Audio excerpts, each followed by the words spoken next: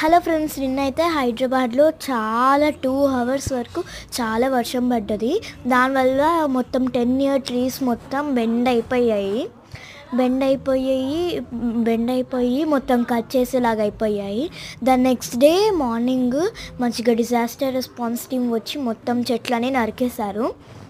So నరికేసి మొత్తం అందరినీ సేవ్ చేశారు. వాళ్ళు లేకపోతే మొత్తం బిల్డింగ్ మీద పడి ఏ ప్రమాదం అన్నా ఎప్పుడన్నా అవ్వచ్చు. థ్యాంక్స్.